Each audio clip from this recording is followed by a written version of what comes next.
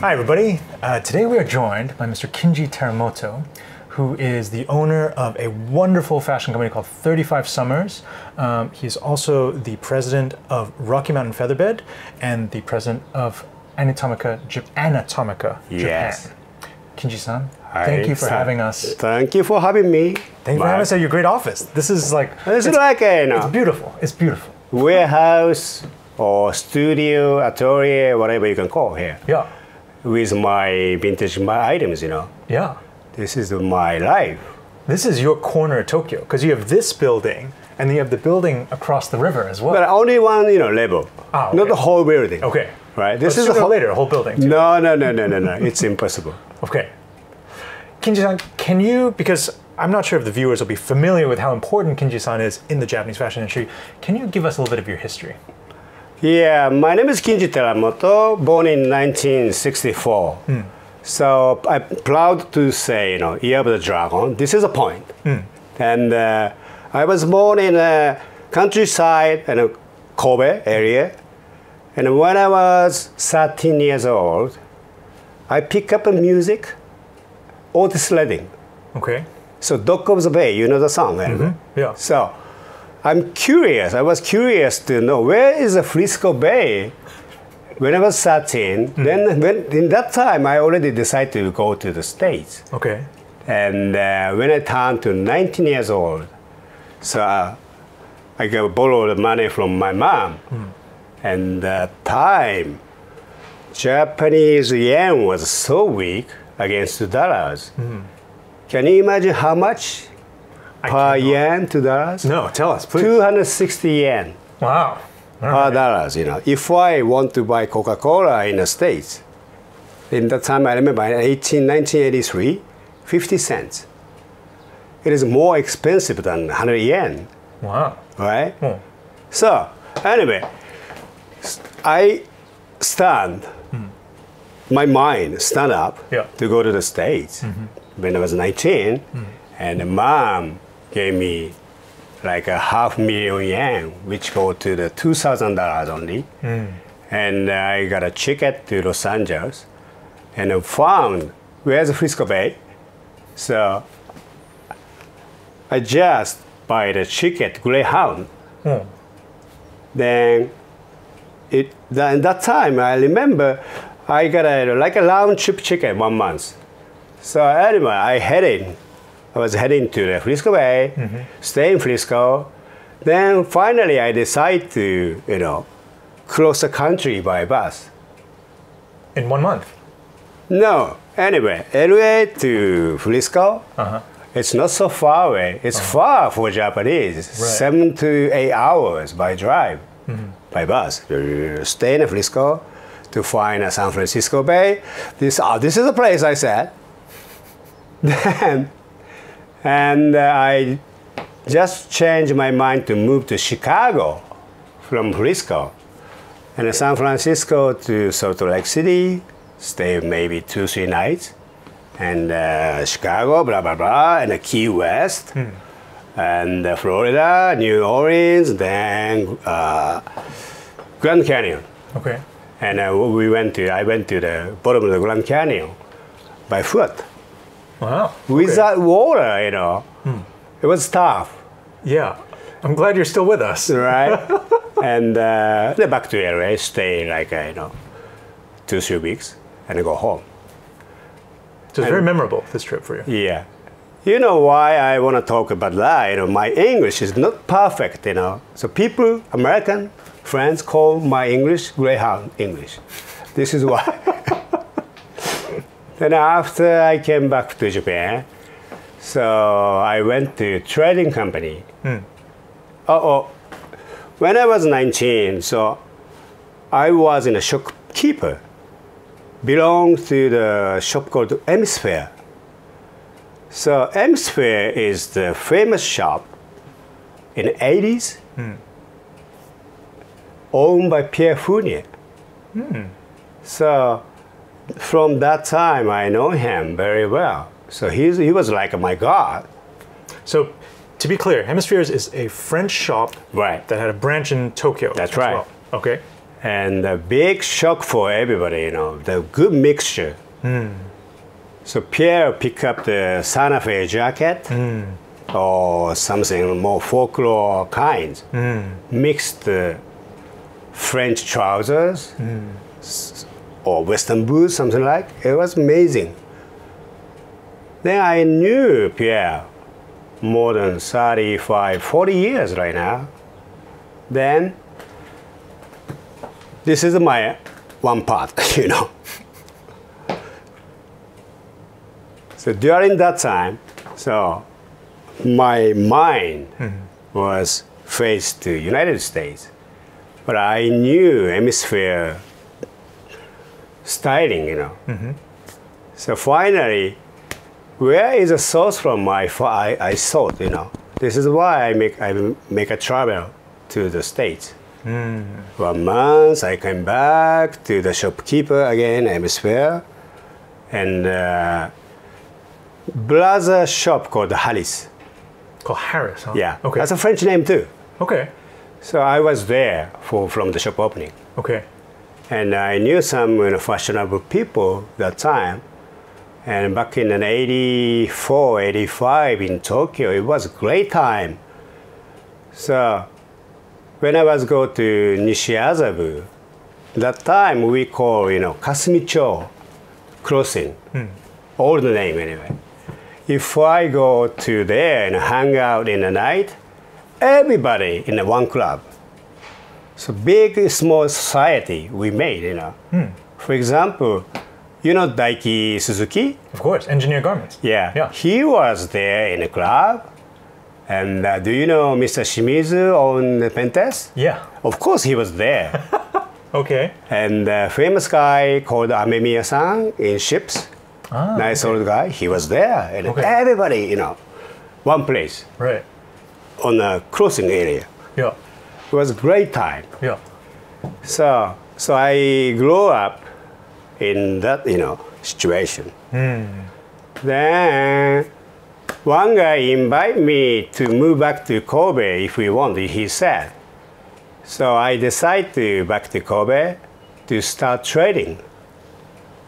It was 1985 or 6 when I was 23 years old. I see. And I have learned many things of the, how to trade, how to do wholesale. So I quit 1 year and a half. Okay.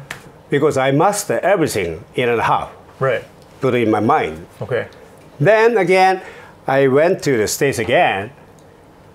I have met the special guy, so whose name called Julio Varela.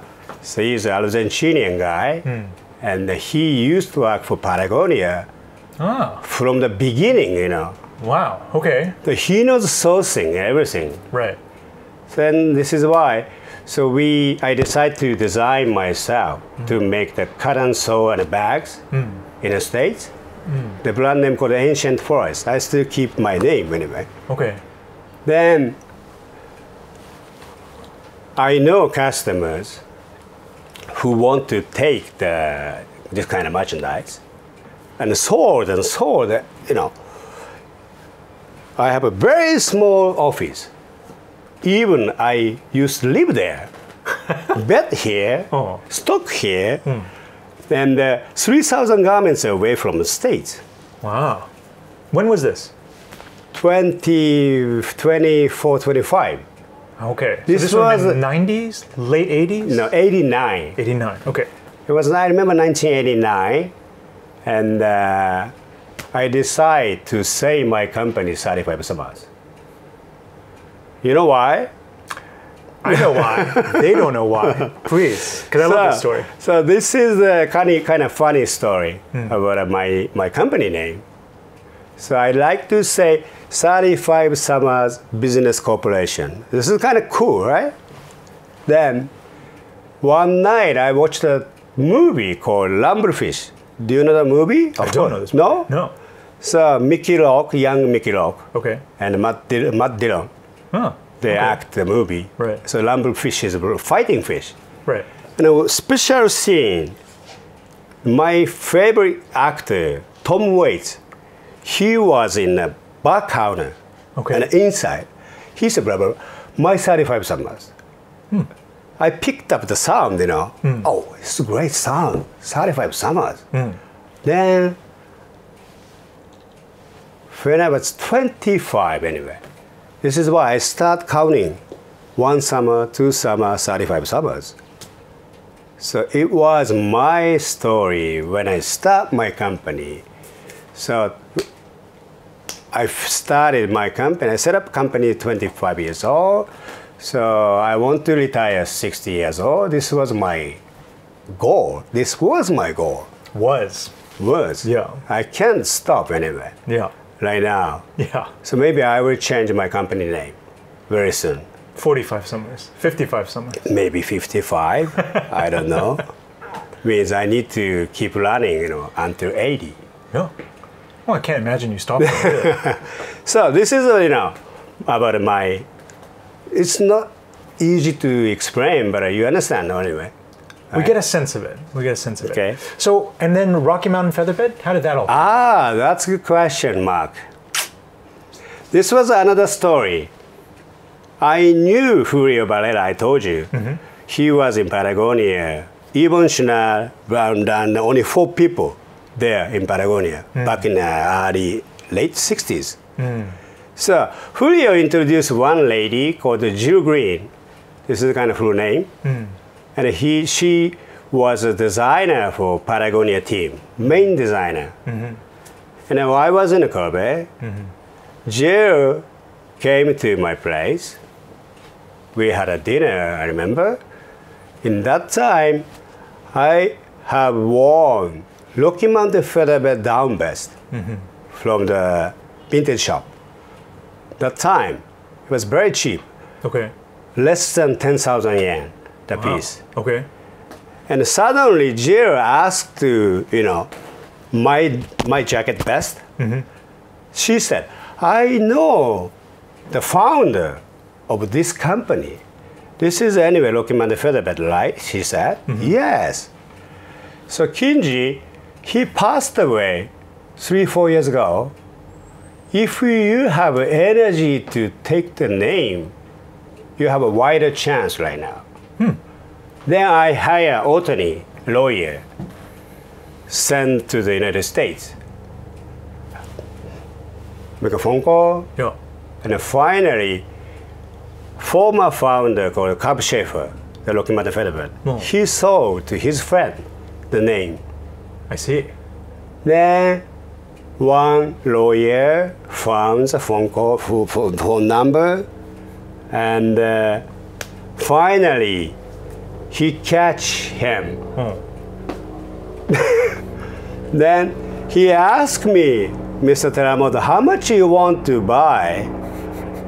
I said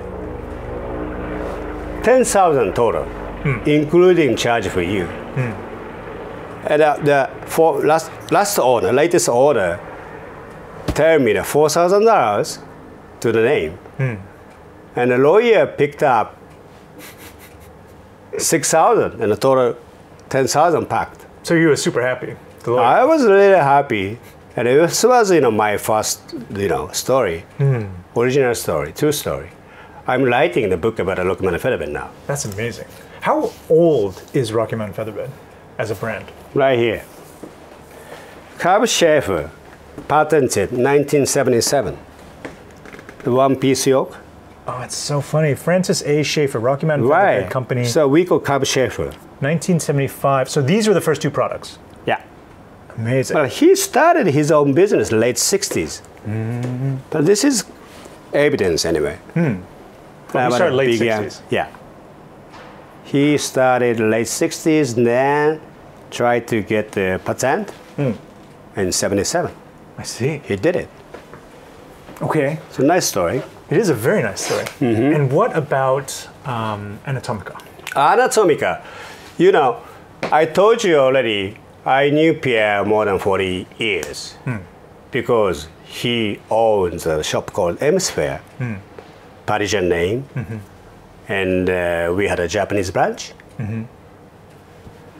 So my superior, he is like, Pierre is 78 now. And my superior in Japan, he's like a 74, super cool guy, Japanese. He told me, you know, every time, Pierre, you have to know about Pierre. Pierre is super cool guy. It's crazy fashionable. Then my imagination goes, he's like a god, you know. Okay. And he is living in a upper than cloud, I saw, you know. Okay. Then I have no chance to see him until he opened Anatomica. I see. So he opened Anatomica back in 1994, I remember. 25, 26 years old. Did he still have hemispheres when he opened? No more. I see. Okay. So hemisphere closed. Okay. And his partner was died. I see. Passed away. And no money, honey, something like. Then split everything. And the same time, he started thinking about hemisphere was his philosophy or concept in hemisphere time. It was like a mixed something cool. You know, hemisphere. Yeah, of course. Half the So globe, he picked up some unique garments, original. Then he liked to wear kind of a nice dress. Very special technique, you know. For example, people knows Orden. Orden shoes found by Pierre's partner in 1978 in New York shop. Okay. So everybody knows Orden, but everybody doesn't know modified last. So Sebastian, the name of the Pierre's partner, he used to work for the Yves Saint Laurent a long time. He was the guy Yves Saint Laurent New York make big. I remember he was number 3. In YSL? Yeah. Wow, okay. In that time, in the beginning time. Right. Of course, Yves Saint Laurent still alive there. Yeah.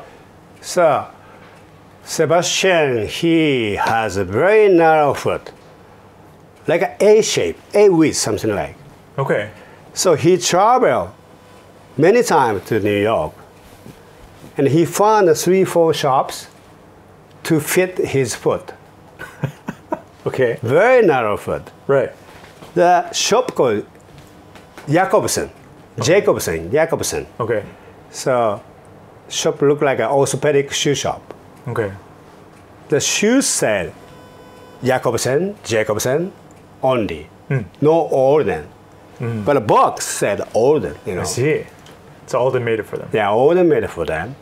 Especially modified last, sold only in the orthopedic shops. That's so funny. Right? You can buy the body last everywhere. But you cannot buy modified last. So some shops keep selling in New York. Yeah. So modified last, Pierre found, Sebastian found a modified last made by Orden and put his foot on it. And everybody, look, he was in Japan once. Ooh, what's that? And my superior Japanese, the master of the hemisphere Japan, he has tried to find in France. Right. Because Sebastian, he doesn't want to tell the name of the maker. Okay. Then finally, so Japanese, my superior, he found, made by Orden, modified last. Style number 549, 539. Then he sent an order in the time, by fax, Right. 539, 549 size and breakdowns to the order. Yeah. The salesman, or the salesman, he called him back. Are you sure? Do you guys want to have this number, style? Really? Because they don't believe the shoe fits shoe doesn't fit for everybody. I see. Okay. Right? Then he started carry the olden modified in hemisphere. Everybody come. And after that, modified last. Beams, Yeah. ships, Yeah. blah, blah, blah, you know. But it's not easy outside of Japan. It's not easy to get your hands on the modified lass. Like we sell Alden at the Armoury in New York, but we can't touch the modified lass. That's right. I love the modified lass. That's great. It's awesome. But honestly to say, maybe これは良くないと思うんだけど、Alden doesn't want to sell modified last in US I see. to the fancy shops. Because it's more of an orthopedic lass. Yeah. Interesting. It's funny. I only know one person who wears a A-width shoe, and that's David Marks. And David Marks wears a size 13 And now, A, right? Wow. So no shop in the world is going to carry in stock 13A. But David goes to 13A. Alden for his shoes. Yes. Yeah. He has a chance. He has a chance. Right. Exactly. He make me naked, I said everything about, under the ground, everything. Patagonia story. I love the Patagonia story. Yeah. It's so cool. I said to everybody, my staff, slow the small stone to the point, make a ring big.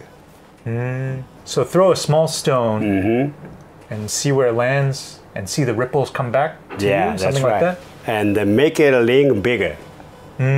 If you throw the stone to the long point, doesn't make a ring. It means meet right person. This is the point. Like you, I met you, right person, Thank you. Pierre Fournier, maybe right person. Of course, right person. Julio Barrera, back to my story, very right person, So, point is slow stone to the right point. Means meet up some important guys or ladies sometime, Yeah. Make and you make happy. those connections. That's yeah. right. That's right.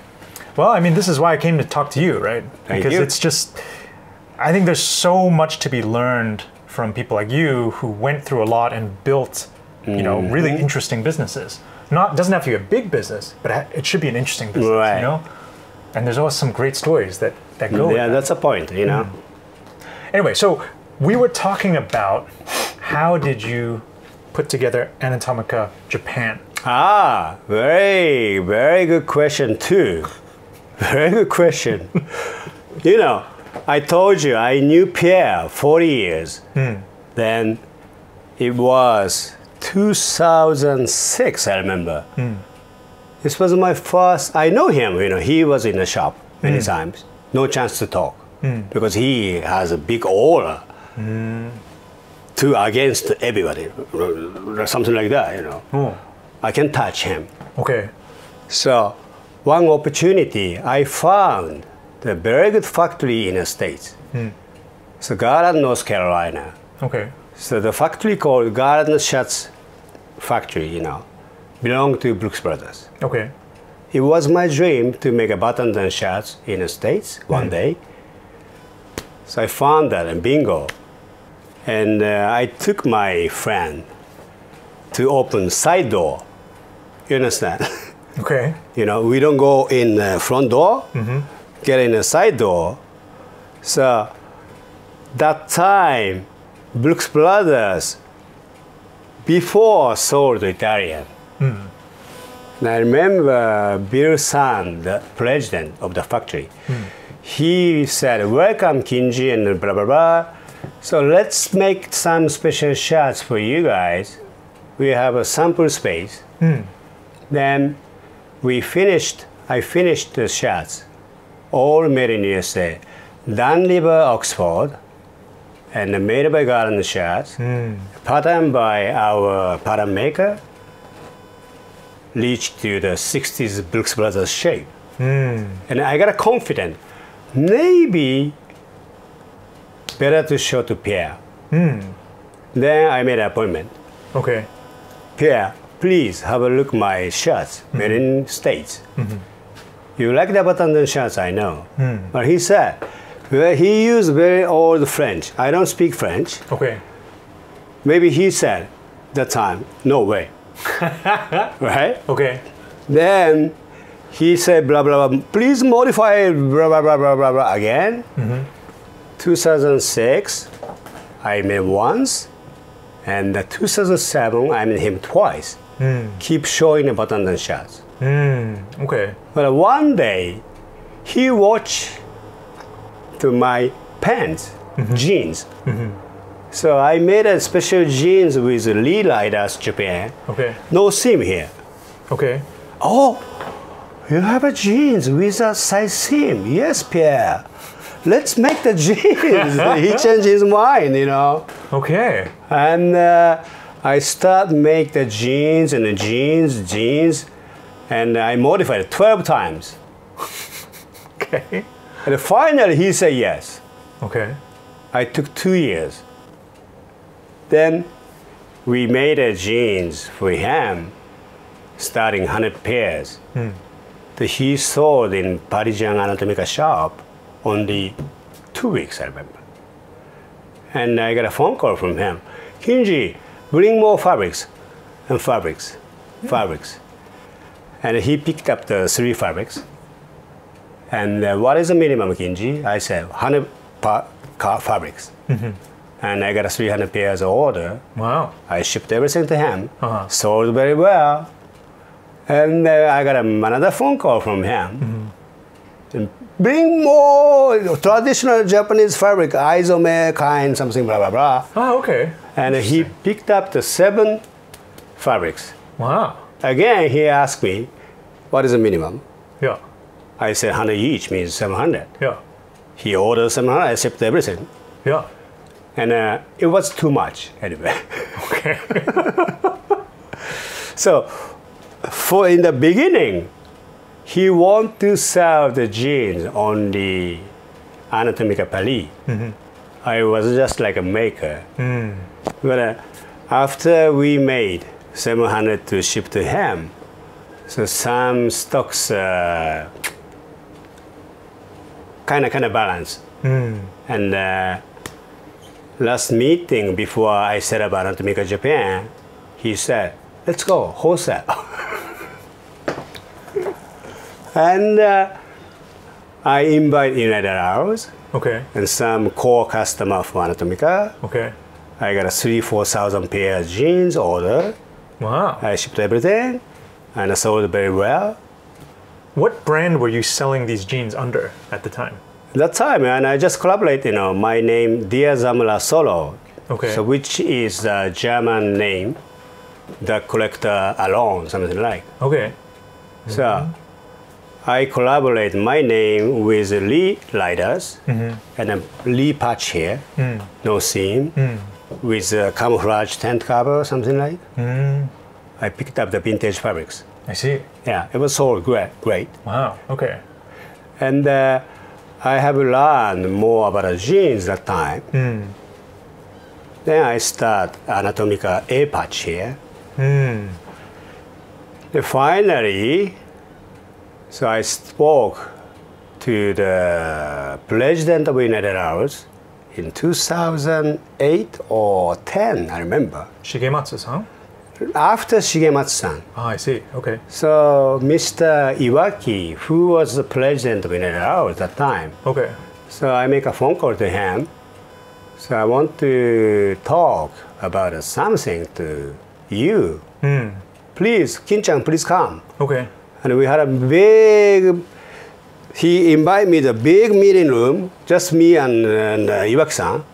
What do you want to do, you know? He said, I want to do the Anatomica shop in United Arrows. Wow. Headship shop. That's cool. He said yes. So this is the one in Harajuku? Yeah. And I set up the corner shop in United Arrows headquarters for 3 years. And finally, they give up, I give up. That time, I have driven the car to that road and way to Asakusa because I need to see the shoemaker. I stopped the station Asakusabashi. Where is this? I fear, you know. Really? Okay. I catch something, you know. Okay. Then I stop my car, turn around 30 minutes, and after finish my meeting in Asakusa Shoemaker, back to the Harajuku office, I make a phone call to my bank. Oh. Try to find nice old building around there. Okay. And finally, I like here. Took 1.5 years. I see. Then I said bye-bye Harajuku, bye-bye Aoyama. I gotta move to the East Tokyo. Which at the time was quite radical too. That's because there right. aren't fashion shops in this area. No, nothing here. Yeah. Then, at the same time, we closed the shopping United Hours. I see. And I invite Pierre to here. Okay. Pierre, I want to open shop here. He said, What is this face? This is a good you face know, or a bad anyway, he makes the face like this. Sometimes, Okay. are you sure, Kinji? He said. Yeah. Yeah. I'm very sure, you know, and confident. Okay. If we make the shop Anatomica here, we can make the like a destination shop. He doesn't believe that time. Anyway, I start renovation, and downstairs I made the shop. And first day when I opened shop, I remember one shopkeeper, or two shopkeepers. And I was in a bar, 9 o'clock, something like. And he called me. How much you sold? I asked him. He said, almost 1 million yen a day. That's great. Yeah. For a new shop in an area like this. That's right. That's a lot of money. Yeah. So he sold a lot and keep going up. And I got a confidence and more to keep doing. This is Anatomica Japan story. Wow. True story. Yeah. When was this? 2011. Wow. Yeah. So not that long ago. 10 years now already. Yeah, 10 years. Well, I love this spot. And the fact that you look right over the river, I think is super cool. Yeah. Let's talk a little bit about the Japanese clothing industry. I know you're not a fashion man, but you are a clothing man. No. Japanese fashion industries. Oh, it's very difficult to say. But one thing I want to tell to young people, I believe selected mind shops won't be nice. You understand what I mean? No, what do you mean? Yeah, I mean, so if you have a one concept, keep one concept shop better than the many selection. I see. Like a wabi-sabi mind too, you know. So ask myself, always ask myself, you know, what is the best item for you, Kinji? Kinji asked to me, you know. Yeah. So I answered to him, shoes. Because we need the shoes to walk. Yeah. We need the pants to wear. Yeah. For the go hang out, you know. Yeah. That's a true story. I see. And also for the factories here in Japan, very tough time.